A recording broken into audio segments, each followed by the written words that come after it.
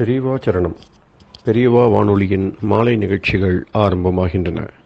இன்றைய எமது நிகழ்ச்சிகள் நித்திய குரு பாதுகா பூஜா, ஸ்ரீ ரா கணபதி அவர்கள் எழுதிய புத்தகத்தின் ஒளிவடிவம், ஆன்மீக உரை, மகா பெரியவா மகிமை, உபன்யாசம். பெரியவா சரணம்.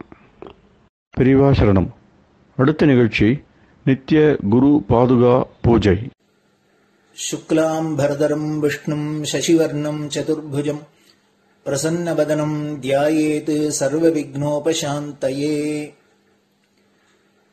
ममोपात्त समस्त दुरितक्षयद्वार श्री परमेश्वर प्रीत्यर्थं गुरुप्रसाद सिद्ध्यर्थं गुरुप्रीत्यर्थं गुरुपादपूजाम् अद्य करिष्ये। गुरुर्ब्रह्मा गुरुर्विष्णुर्गुरुर्देवो महेश्वरः गुरुः साक्षात् परब्रह्म तस्मै श्रीगुरवे नमः। अपारकरुणा सिन्धुं ज्ञानदं शान्तरूपिणं श्रीचन्द्रशेखरगुरुं प्रणमामि मुदान्वहम्। सदाशिवसमारम्भां शङ्कराचार्यमध्यमाम् अस्मदाचार्यपर्यन्तां वन्दे गुरुपरम्पराम्. எல்லோரும் குருவ பெரிவாள தியானம் பண்ணிண்டு அர்ச்சனை பண்ணுவோம். அஷ்டோத்திரம். பெரியவா அஷ்டோத்திரம் பல அஷ்டோத்திரங்கள் இருக்கு. அதுல எளிமையா சுலபமா எது இருக்கோ அதை நான் இப்ப சொல்றேன். எல்லோரும் இதை கேட்டுண்டே திருப்பி சொல்ல முடிஞ்சுபா சொல்லி சொல்லி பெரிவாளுக்கு பாதத்துல ஒவ்வொரு புஷ்பத்தை அர்ச்சனை பண்ணலாம். ओम श्री कांची कामकोटि पीठाधीश्वराय नमः। श्रीमत् चंद्रशेखरेन्द्र सरस्वती गुरुभ्यो नमः। संन्यासाश्रम शिखराय नमः। काषाय दंडधारिणे नमः। सर्वपीठापहारिणे नमः। स्वामिनाथ गुरवे नमः। करुणासागराय नमः। जगदाकर्षण शक्तिमते नमः। सर्वचराचर हृदयस्थाय नमः। ओम भक्त परिपालक श्रेष्ठाय नमः। धर्म परिपालकाय नमः। श्री जयेन्द्र सरस्वत्याचार्याय नमः। श्री विजयेन्द्र सरस्वती पूजिताय नमः। शिवशक्ति स्वरूपाय नमः। भक्ताभीष्ट प्रदायकाय नमः। ब्रह्मण्य पोषकाय नमः। ब्रह्म विष्णु शिवैक्य स्वरूपाय नमः। कांची क्षेत्रवासाय नमः। कैलाश शिखरवासाय नमः। स्वधर्म परिपोषकाय नमः। चातुर्वर्ण संरक्षकाय नमः। लोकरक्षण संकल्पाय नमः। ओम ब्रह्मनिष्ठापराय नमः। सर्वपापहराय नमः। धर्मरक्षक संतुष्टाय नमः। भक्तार्पितधन स्वीकर्त्रे नमः। सर्वोपनिषत् सारज्ञाय नमः। सर्वशास्त्रगम्याय नमः। सर्वलोक पितामहाय नमः। भक्ताभीष्ट प्रदायकाय नमः। ब्रह्मण्य पोषकाय नमः। नानाविध पुष्पार्चितपदाय नमः। रुद्राक्ष क्रीडधारिणे नमः। भस्मोद्दोलित विग्रहाय नमः। सर्वज्ञाय नमः। सर्वचराचर व्यापकाय नमः। अनेक शिष्य परिपालकाय नमः। मनश्चाञ्चल्य निवर्तकाय नमः। अभयहस्ताय नमः। भयापहाय नमः। यज्ञपुरुषाय नमः। यज्ञानुष्ठान रुचिप्रदाय नमः। यज्ञसम्पन्नाय नमः। यज्ञसहायकाय नमः। यज्ञफलदाय नमः। यज्ञप्रियाय नमः। उपमानरहिताय नमः। स्फटिक तुलसी रुद्राक्ष हारधारिणे नमः। चातुर्वर्ण समदृष्टये नमः। ऋग्यजुस्साम अथर्वणादि चतुर्वेद संरक्षकाय नमः। தட்சிணாமூர்த்தி ஸ்வரூபாய நமஹ. ஜாக்ரத் ஸ்வப்ன சுஷுப்தி அவஸ்தாதீதாய நமஹ. கோட்டி சூரிய துல்லிய தேஜோமே ஷரீராய நமஹ. சாது சங்க சம்ரக்ஷகாய நமஹ. அஸ்வகஜ கோபூஜா நிர்வர்த்தகாய நமஹ. குருபாதுக பூஜா துரந்தராய நமஹ. கனகாபிஷிக்தாய நமஹ. ஸ்வர்ண பில்வதள பூஜிதாய நமஹ. சர்வஜீவ மோக்ஷதாய நமஹ. மூக வாக்தான நிபுணாய நமஹ. நேத்ர தீக்ஷாதானாய நமஹ. द्वादशलिंग स्थापकाय नमः. गान रसप्रियाय नमः. ब्रह्मज्ञानोपदेशकाय नमः. सकलकलासिद्धिताय नमः. चातुर्वण्यपूजिताय नमः. अनेकभाषा संभाषण कोविताय नमः. अष्टसिद्धिप्रदायकाय नमः. ओम श्री शारदामठ सुस्थिताय नमः. नित्यान्नदान सुप्रीताय नमः. प्रार्थना मात्र सुलभाय नमः. पादयात्रा प्रियाय नमः. नानाविध मतपंडिताय नमः. श्रुति स्मृति पुराणज्ञाय नमः. देव यक्ष किन्नर किंपुरुष पूज्याय नमः. श्रवणानंदकर कीर्तये नमः. दर्शनानंदाय नमः. अद्वैतानंद भरिताय नमः. अव्याच करुणामूर्तये नमः. शैव वैष्णवादि मान्याय नमः. श्री शंकराचार्याय नमः. दंड कमंडलूहस्ताय नमः. वीणा मृदंग सकलवाद्य नाथस्वरूपाय नमः. रामकथा रसिकाय नमः. वेद वेदांग आगमादि सकलकला सतस्प्रवर्तकाय नमः. हृदय गुहाशयाय नमः. शतरुद्रीय वर्णितस्वरूपाय नमः. केदारेश्वरनाथाय नमः. अविद्यानाशकाय नमः. निष्काम कर्मोपदेशकाय नमः. लघुभक्ति मार्गोपदेशकाय नमः. लिंगस्वरूपाय नमः. सालग्राम सूक्ष्मस्वरूपाय नमः. कालड्यां शंकर कीर्तिस्तंभ निर्माणकर्त्रे नमः. जितेन्द्रियाय नमः. शरणागत वत्सलाय नमः. श्रीशैल शिखरवासाय नमः. डमरुकनाद विनोदाय नमः. वृषभारूढ़ाय नमः. दुर्मद नाशकाय नमः. आभिचारिक दोषहर्त्रे नमः. मिताहाराय नमः. मृत्युविमोचक शक्त्याय नमः. श्री चक्रार्चन तत्पराय नमः. दासानुग्रह कारकाय नमः. अनुराधा नक्षत्र जाताय नमः. सर्वलोक ख्यातशीलाय नमः. वेंकटेश्वर चरण पद्म षट्पदाय नमः. श्री महात्रिपुर सुंदरी समेत श्री चंद्रमौलीश्वर पूजा प्रियाय नमः. श्रीमच्चंद्रशेखरेन्द्र सरस्वती सद्गुरु परब्रह्मणे नमः. गुरुभ्यो नमः. परमगुरुभ्यो नमः. परमेष्टिगुरुभ्यो नमः. परात्परगुरुभ्यो नमः. गुरुपरम्पराभ्यां नमः. गुरुपादुकाभ्यां नमो नमः. அடுத்தது ஊதுபத்தி இருந்தா அதை காமிச்சு தூபம், நெய் தீபம் இருந்தா காமிச்சு அதை நெய் தீபம் தீபம் காமிச்சுட்டு நைவேத்தியம் நைவேத்தியம் வெத்தலைப்பாக்கு பழம் இதுலேருந்து ஆரம்பிச்சு அவளுக்கு எது சௌரியமோ அதுபடி நைவேத்தியம் பண்ணலாம். அதுக்கு அடுத்தது கற்பூர ஹாரத்தி பண்ணி எல்லோரும் பிரதட்சிண நமஸ்காரம் பண்ணி பெரியவாள்கிட்ட பிரார்த்தனை பண்ணிண்டு எல்லோரும் க்ஷேமமா இருக்கணும், லோகம் பரம மங்களமா சௌக்கியமா இருக்கணும், எல்லோரும் வியாதி வெக்க இல்லாத ஆயுராரோக்கிய ஐஸ்வர்யத்தோட சாந்தம் அமைதியோட ஞான வைராக்கியத்தோட எல்லோரும் நல்லவர்களாயிருந்து நன்மையை அடையணும்னு பிரார்த்தனை பண்ணி இந்த பூஜையை தினம் செய்யலாம். குரு பிரம்மா குரு விஷ்ணுர் குரு தேவோ மகேஸ்வரः गुरुः साक्षात् परब्रह्म तस्मै श्रीगुरवे नमः। अपारकरुणासिन्धुम् ज्ञानदम् शान्तरूपिणम् श्रीचन्द्रशेखरगुरुम् प्रणमामि मुदान्वहम्।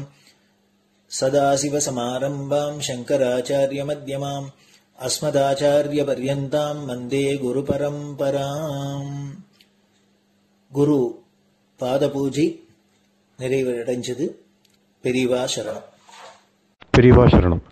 பெரியவா வானொலியில் நேயர்கள் அடுத்து கேட்க இருப்பது ஸ்ரீ ரா கணபதி அவர்கள் எழுதிய புத்தகத்தின் ஒளி வடிவம். அளிப்பவர் ஸ்ரீமதி உமா சங்கர் அவர்கள். தேனினும் இனிய சொல்லான் தீச்சுடர் மேனி கொண்டான் ஊனுயிர்க்குயிரதான ஒன்றினைக் கலந்து நின்றான் ஏனினிக் கவலை நெஞ்சே இன்றுனக் அருள் செய்தான் இஞ்ஞானவான் காமகோட்டி நாதனை நம்புவோமே. ஜே ஜே சங்கர ஹரஹர சங்கர. மகாபெரியவாளின் உபன்யாசங்களை ரா கணபதி அண்ணா தெய்வத்தின் குரல் என்ற பெயரில் 7 பாகங்களாக தொகுத்து அளித்ததின் 6ஆம் பாகத்தின் அடுத்த பகுதி அத்வைத்தம், அத்வைத்த சாதனை, திதிக்ஷை. உபரதிக்கு அடுத்தாற்போல் திதிக்ஷை. திதிக்ஷை என்றால் சகிப்புத்தன்மை, பொறுமை, பொறைவுடைமை என்று திருக்குறளில் சொல்லியிருப்பது. அடுத்தாற்போல் என்றால் உபரதியில் சித்தி பெற்றதற்கு அப்புறம் திதிக்ஷை என்று அர்த்தம் செய்து கொள்ளக்கூடாது. பல தடவை சொன்னதை worth my number of repetition, worth any number of repetition என்கிறார்களே, அப்படி எத்தனை தடவை சொன்னாலும் தகும் விஷயத்தை மறுபடி சொல்கிறேன். ஆத்ம ஞானத்தை சாதித்துக் கொள்ள அநேகம் பண்ண வேண்டியிருக்கிறது. விவேகம் பெற வேண்டியிருக்கிறது, வைராக்கியம் பெற வேண்டியிருக்கிறது, இந்திரிய நிகிரகம், மனோ நிகிரகம் பண்ண வேண்டியிருக்கிறது. அப்படி பண்ணி மனஸ் எல்லாவற்றிலிருந்தும் கழன்று பட்ட கட்டை மாதிரி உபரதியில் ஆகுமாறு செய்ய வேண்டியிருக்கிறது.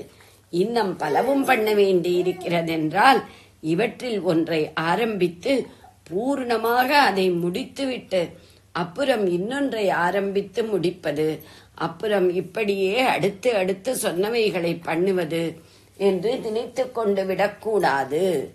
போலீஸ் உத்தியோகத்திற்கு இன்னின்ன யோகியதாம்சம், இவ்வளவு வயசாயிருக்க வேண்டும், இன்ன படித்திருக்க வேண்டும், இவ்வளவு ஹைட் இருக்கணும், வெயிட் இருக்கணும், ரிசர்வேஷன் கொள்கைப்படி இன்ன ஜாதி இருக்கணும், இப்படிப்பட்ட நடத்தை இருக்க வேண்டும் என்று யோகியதாம்சங்கள் வைத்தால் அவற்றில் ஒன்று ஆன அப்புறம் இன்னொன்று என்று அர்த்தம் பண்ணிக் கொள்வார்களா?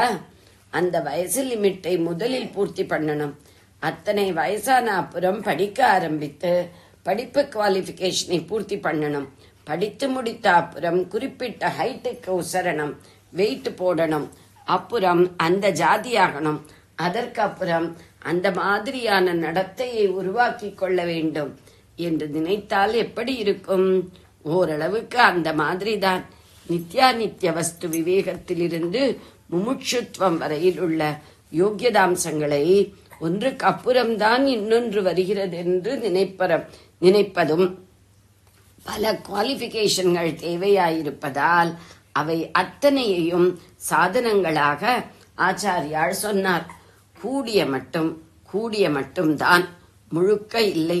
எந்த ஆர்டரில் அபிவிருத்தி கிரமமோ அந்த ஆர்டரில் நித்யாநித்திய வஸ்து விவேகத்தில் ஆரம்பித்து முமுட்சுத்துவம் என்று கொண்டு போய் முடித்திருக்கிறார். ஆனால் அந்த ஆரம்பத்திலேயே முமுட்சுத்துவம் உள்பட எல்லாமும் கொஞ்சம் கொஞ்சம் அபியாசம் பண்ணித்தான் ஆக வேண்டும். ஒவ்வொன்றும் தூக்கலாக அபியசிக்கப்படும் கட்டத்திலும் அந்த ஒன்றோடையே, அந்த ஒன்றுக்குள்ளேயே என்று கூட சொல்லலாம். பாக்கி அத்தனையும் கொஞ்சம் கொஞ்சம் வரத்தான் செய்யும். இன்னொன்றும் சொல்ல வேண்டும். விவேகம், வைராக்கியம், சமம் என்று இப்படி பல அங்கம் சொன்னதில் எந்த ஒன்றிலுமே ஒருத்தன் கடைசியான சாட்சா்காரம் அடையும் வரையில் பூர்ண சித்தி அடைந்ததாகவும் இருக்காது. ஒவ்வொன்றிலும் கொஞ்சம் பாக்கி சாக்கி பூர்ணத்துவத்துக்கு ஒரு படி கீழே இருக்கத்தான் செய்யும். ஏனென்றால் இவற்றில் எந்த ஒன்றிலாவது பூர்ண சித்தி என்றாலே அது கையோடு கையாக மற்றதுகளையும் இழுத்து கொண்டு வந்து அதுகளும் சித்திக்கும்படி பண்ணி சடேரென்று கடைசியான சாட்சாத்கார சித்திக்கே ஏற்றிவிடும். சாதனை அத்தனையும் பண்ணுவது மனசு பரிபூர்ணமாக சுத்தமாகி அப்படியே அழிவுபட்டு போவதற்காகத்தான். மனசு அழிபட்டு போவதென்றால் ஆசை, விஷய வாசனை அழிபடுவதுதான்.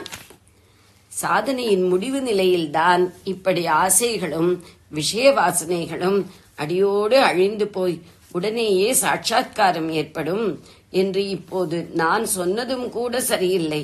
சாட்சாத்காரம் ஏற்பட்டால்தான் உடனே விஷய ருச்சிகள் அடியோடு அழியும். அதாவது சாட்சாத்காரம் தான் முதலில், அப்புறம் என்றால் ரொம்ப காலத்திற்கு அப்புறம் இல்லாமல் உடனேயே. ஆனாலும் சாட்சாத்காரத்திற்கு பிறகுதான் விஷய ருச்சி பூர்ணமாக நசிப்பது. கீதா வாக்கியம் இப்படித்தான் ஸ்பஷ்டமாக இருக்கிறது. 2வது அத்தியாயம் 59வது ஸ்லோகம். ஒவ்வொரு இந்திரியத்திற்கும் ஆகாரமாக இருக்கப்பட்ட விஷயங்களை அவற்றுக்கு கொடுக்காமல் ஒருத்தன் இருந்து விட்டால் அந்த பழக்கத்தால் விஷயங்கள் அவனை விட்டு போய்விடும். அதாவது ஸ்தூலமாக அவன் அவற்றை அனுபவிப்பது நின்று போய்விடும் என்று தாத்பரியம். ஆனாலும் அனுபோக ரசம் ருசி கண்ட பூனை என்ற மாதிரி அவன் பெற்ற அனுபவ ருசி உள்ளுக்குள்ளே இருந்து கொண்டுதான் இருக்கும். இது எப்போது விலகும் என்றால் பரம்பொருளை இவன் எப்போது தரிசிக்கிறானோ, அதாவது ஆத்மாவை எப்போது சாட்சாத்கரிக்கிறானோ அப்போதுதான் என்று பகவான் சொல்லி இருக்கிறார். விஷயா வினிவர்தந்தே நிராகாரஸ்ய தேகினகா ரசவர்ஜம் ரசோபியஸ்ய பரம் திருஷ்டுவா நிவர்த்ததே. பரம் திருஷ்டுவா, பரமனை பார்த்தாலே, பரம தத்துவத்தை அனுபவித்தாலே, ரசகா அபிநிவர்த்ததே, அனுபவ ருச்சியும் நிவர்த்தியாகும். விஷய ருச்சியும் போய் மனஸ் அழிந்தால்தான் பரம தத்துவ அனுபவம் என்று ஒரு பக்கம் சொல்லிவிட்டு இன்னொரு பக்கம் அந்த அனுபவம் வந்தால்தான் இந்த ருசி போகிறதென்றால் பைத்தியம் தெளிஞ்சால் கல்யாணமாகும், கல்யாணமானால் பைத்தியம் தெளியும் என்கிறார் போலல்லவா இருக்கிறது. இல்லை, ருசியை அழித்து மனசை அழித்து ஆத்ம தர்சனம் செய்ய இவனால் முடிந்த பிரயாசை அத்தனையையும் சாதனை என்ற பேரில் இவன் பண்ணி பாடுபடத்தான் வேண்டும். ஆனாலும் முழுக்க அழிக்க பண்ண முடியாது. அப்போதுதான் இவன் முழு முயற்சியும் பண்ணிய நிலையில் ஈஸ்வரன் பரமகருணையோடு இவனுக்கு ஆத்மானுபவத்தை கொடுத்து அதனாலேயே ருச்சியையும் ருசி காணும் மனசையும் சேர்த்து அழிப்பது. முழுக்க இவன் சாதனையாகவே இருந்து விட்டால் ஈஸ்வரனின் அனுகிரக சக்திக்கு என்ன பெருமை? ஆகையால் கடைசி வரை இவன் தானாக முழுமையடையாமல் தான் எல்லா சாதனாங்கங்களையும் அபியசித்தபடி இருக்க வேண்டும் என்றாகிறது. மொத்தத்தில் பல சப்ஜெக்டுகளை எப்படி ஒரே சமயத்தில் கையோடு கையாக படித்துக்கொண்டே போய் கடைசி பரீட்சை வரையில் ஒவ்வொன்றிலும் பாக்கி சாக்கியும் வைத்துக்கொண்டு பரீட்சையின் போது எல்லாவற்றையும் கம்ப்ளீட் பண்ணி எழுதி ஒவ்வொன்றிலும் பாஸ், எல்லாவற்றிலும் சேர்த்து மொத்தமாகவும் பாஸ் என்று வாங்குகிறோமோ அப்படித்தான் ஆத்ம சாதனையின் பல அங்கங்களை அபியாசம் செய்வதும். ஒன்றுக்கு அப்புறம் இன்னொன்று மாதிரி சொன்னது ரொம்ப ஆரம்பத்தில். அவை இன்னவென்று பிரித்து காட்டி சரியாக புரிய வைப்பதற்காகத்தான். சங்கீதம் பாலசிக்ஷையில் சரி கம பதனி என்று ஒரு ஸ்வரத்திற்கு அப்புறம் இன்னொன்று என்பதாக வரிசை பண்ணி கொடுத்திருப்பது அந்த ஆரம்ப நிலையில் ஸ்வரஸ்தானங்கள் பிடிபடுவதற்காகத்தான். ஆனால் அசல் பாட்டு ஆலாபனை என்று வரும்போது இந்த வரிசை ஒன்றில்தான் ஸ்வரங்கள் போகணும் என்றில்லாமல் மேல் ஸ்வரங்களும் கீழ் ஸ்வரங்களும் கலந்து கலந்துதானே வருகின்றன. உபரதி என்று மனஸ் எல்லா பிடிப்பையும் விட்டுவிட்டு ஓய்ந்து போய்விட்ட அப்புறம் திதிக்ஷை என்ற பொறுமையை அபியசிக்கணும் என்று நினைத்துக் கொண்டால் மனஸ்தான் ஏற்கனவே பட்டக்கட்டையாக ஓய்ந்து உட்கார்ந்து விட்டதே. அதற்கப்புறம் பொறுத்து கொள்ள என்ன இருக்கிறது? தூங்குகிறவனிடம் பொறுமையாயிரு என்று சொல்கிற மாதிரி அல்லவா இருக்கிறது என்ற கேள்வி எழும்பத்தான் செய்யும். அப்புறம் என்பதையெல்லாம் அதோடு கூட பிளஸ் பிளஸ் என்று அர்த்தம் செய்து கொண்டாலே சரியாக வரும். எல்லா சப்ஜெக்டுகளையும் கொஞ்சம் கொஞ்சமாக சேர்த்து சேர்த்து படித்துக் கொண்டே போக வேண்டும் என்ற உதாரணத்தை மறக்கக்கூடாது. உபரதி பாடத்தை ஓரளவுக்கு நன்றாக படித்து வெற்றி கண்டால் சாதாரணமாக வாழ்க்கையில் ஏற்படுகிற நார்மல் சுகதுக்கங்களில் இப்போது நாம் ரொம்பவும் பாதிப்படைவது போலில்லாமல் மனஸ் விலகி வெறிச்சென்று இருக்கும். அப்படி இருக்கும் போது நார்மல் என்பதற்கு வித்தியாசமாக அப்நார்மலாகவோ சப்நார்மலாகவோ சுகதுக்கங்கள் நேர்ந்தால் அப்போது உபரத்த நிலையில் தடுமாற்றம் ஏற்பட்டு மனசு பாதிப்புக்கு ஆளாகத்தான் பார்க்கும். இந்த இடத்தை நினைத்துத்தான் திதிக்ஷஸ்வ பொறுத்துக்கொள் என்று ஆச்சாரியாள் அவருக்கு முன்னேயே உபனிஷத் ரிஷி வைத்தார்கள் என்று புரிந்து கொள்ள வேண்டும். திதிக்ஷஸ்வ என்பது பகவான் வாக்கு. கீதோபதேச ஆரம்பத்திலேயே அர்ஜுனனை கூப்பிட்டு திதிக்ஷஸ்வ பாரத பொறுத்துக்கோப்பா என்றிருக்கிறார். கீதை 2வது அத்தியாயம் 14வது ஸ்லோகம். சீதோஷ்ணம் என்று ஒரு வார்த்தை சொல்கிறோம். அது வாஸ்தவத்தில் சீதம் உஷ்ணம் என்ற 2 வார்த்தை சேர்ந்தது. சீதம் குளிர், உஷ்ணம் சூடு. இது ஒரு இரட்டை துவந்துவம். பேர் என்பது எதிரெதிராக உள்ள ஜோடி. இதே மாதிரி சுகதுக்கம். சீதோஷ்ணங்களை பொறுத்துக்கொள், சுகதுக்கங்களை பொறுத்துக்கொள் என்று பகவான் அர்ஜுனனுக்கு உபதேசிக்கிறார். கீதையில் அங்கங்கே இப்படி இன்னும் அநேக துவந்துவங்களை சொல்கிறார். நீ அவற்றை கடந்த துவந்துவாதீதனாக இரு. காரியம் சித்தியானாலும் சரி, ஆகாவிட்டாலும் சரி, சித்தி அசித்திகள் இரண்டிலும் சமமாயிரு என்கிறார். சமமாயிருப்பது என்றாலும் பொறுத்துக் கொள்வது என்றே அர்த்தம். இந்த சித்தி அசித்தி ஜோடியை கடைசி அத்தியாயத்திலும் சொல்கிறார். சித்தி அசித்தி என்பது வெற்றி தோல்வியைத்தான். சித்திய சித்தியோர் நிர்விகாரகா கர்த்தா சாத்விக உச்சதே. வெற்றி தோல்விகளில் மாறுபாடு அடையாமல் இருக்கும் ஜீவனையே சாத்விகன் என்பது என்கிறார். ஆரம்பத்தில் சொன்ன சீதோஷ்ண சுகதுக்கங்களை தியான யோகம் உபதேசிக்கும் போதும் சொல்லி கூட மானோபமான யோகோ என்று மான அவமானம் என்ற இன்னொரு ஜோடியையும் சேர்க்கிறார். கீதை 6வது அத்தியாயம் 7வது ஸ்லோகம். பல இடங்களில் சுப அசுப எதிரெதிர் ஜோடியை சொல்லி இருக்கிறார். கீதை 2, 9, 12 அத்தியாயங்களில் புண்ணிய பாபங்களையே சுப அசுபம் என்பது, பிரியம் அப்பிரியம், இஷ்டம் அனிஷ்டம், லாபம் அலாபம், ஜெயம் அபஜயம் என்று பல ஜோடிகளை அங்கங்கே சொல்லி இவை எல்லாவற்றிலும் சமமாயிருக்க வேண்டும் என்கிறார். இவற்றில் இப்போது கெட்டதாக தோன்றுவதை பொறுத்து பொறுத்து பழகி அப்புறம் அவற்றிடம் அசட்டையாக உதாசீனமாக ஆகிவிட வேண்டும். கடும் குளிர், கடும் உஷ்ணம், துக்கம், அவமானம், அசுபம், அப்பிரியம், அபஜயம் ஆகியவற்றில் இப்பேற்பட்ட திதிக்ஷையை அபியசிக்க வேண்டும். இப்போது நல்லதாக தோன்றும் ஹித உஷ்ணம், ஹித சீதம், சுகம், மரியாதை, சுபம், பிரியம், ஜெயம் ஆகியவற்றிலும் தான் திதிக்ஷை வேண்டும். இல்லாவிட்டால் இரண்டையும் சேர்த்து சேர்த்து பகவான் சொல்ல மாட்டார். இரண்டிலும் ஒரே மாதிரி பாவம் சமமாயிருக்க வேண்டும் என்றால் இரண்டையும் சட்டை பண்ணாமல் உதாசீனமாயிருக்க வேண்டும் என்று அர்த்தம். ஜெய ஜெய சங்கர, ஹர ஹர சங்கர. பெரியவா சரணம். இந்நிகழ்ச்சியின் அடுத்த பகுதி நாளை மாலை இதே நேரத்தில் ஒளிபரப்பாகும். பெரியவா சரணம். பெரியவா சரணம். பெரியவா வானொலியில் நேயர்கள் அடுத்து கேட்க இருப்பது திரு கவிக்கண்ணன் அவர்களின் ஆன்மீக உரை. பெரியவா சரணம். ராம் ராம். ஸ்ரீ குருப்யோ நமஹ. ஜெய ஜெய சங்கர, ஹர ஹர சங்கர. பெரியவா வானொலி நேயர்கள் அனைவருக்கும், மகா பெரியவாவுடைய பக்தர்கள் அனைவருக்கும் அடியேன் கவிக்கண்ணனின் அன்பு கலந்த நல்வாழ்த்துக்கள். ராம் ராம். ஜெய ஜெய சங்கர, ஹர ஹர சங்கர. ஸ்ரீ குருப்யோ நமஹ. நம்மளுக்கெல்லாம் எத்தனையோ செல்வங்கள் இருக்கு. ஆனா அந்த செல்வங்கள்லாம் என்னது, அர்த்தம் அனர்த்தம் பாவைய நித்தியம்னார் ஆச்சாரியார். எவ்வளவு செல்வம் இருந்தாலும் பொருள் இருந்தாலும் அர்த்தம்னா பொருள் இல்லையா, அறம் பொருள் இன்பம் வீடுங்க பொருள். தர்ம அர்த்த காம மோட்சம் சொல்லி அந்த அர்த்தம்னா பொருள் இல்லையா.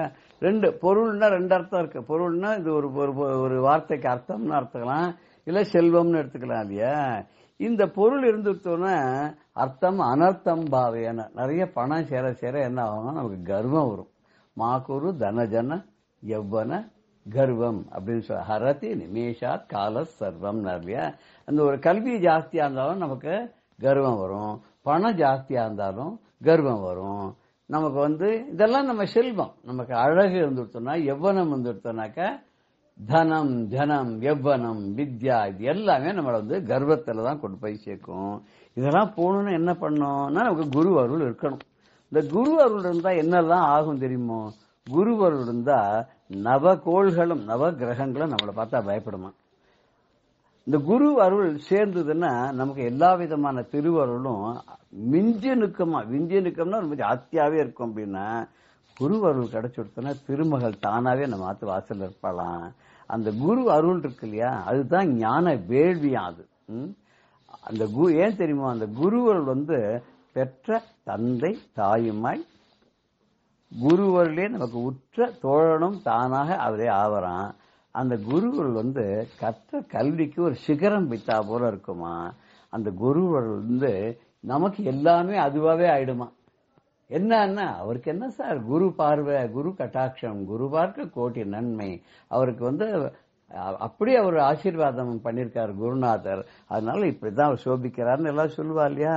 அப்படிதான் இது குருவருள் இருந்திட கோள்களும் அஞ்சும், குருவருள் இருந்திட கோள்களும் அஞ்சும், குருவருள் சேர்ந்திட திருவருள் விஞ்சும், குருவருள் இருந்திட திருவருள் விஞ்சும், குருவருள் இருந்திட கோள்களும் அஞ்சும், குருவருள் கேட்டிட திருமகள் வருவாள், குருவருள் கேட்டிட திருமகள் வருவாள், குருவருள் மேவிய ஞான வேள்வியாம், குருவருள் மேவிய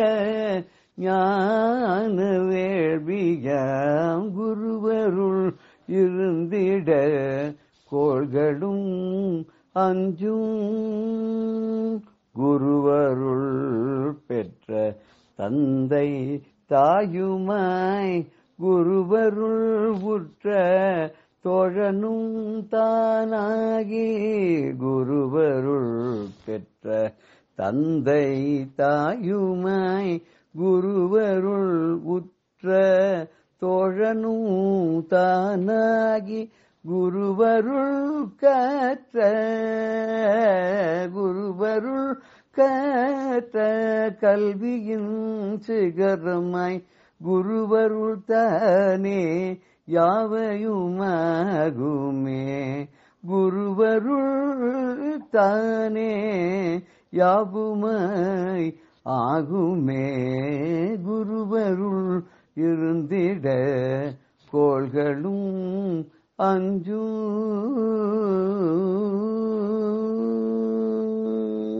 அப்படின்னு இந்த பாட்டுல நம்ம குருவருடைய அருளுடைய பெருமையை பத்தி நம்ம நினைச்சு பார்த்துக்கிறோம்.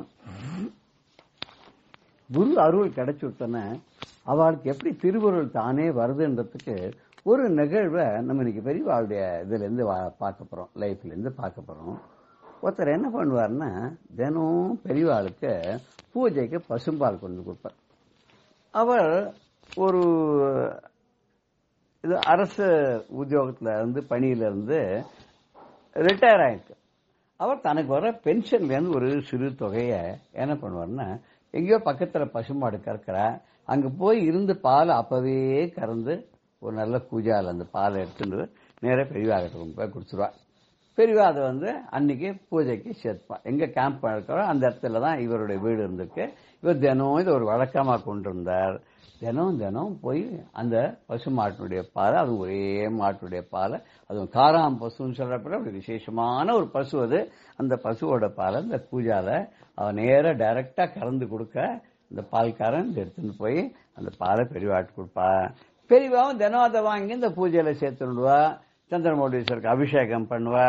எல்லாருக்கும் அந்த தீர்த்த பிரசாதமா கொடுக்கும்போது அதையும் கொடுப்பா. இவருக்கும் ரொம்ப சந்தோஷமா இருந்தது.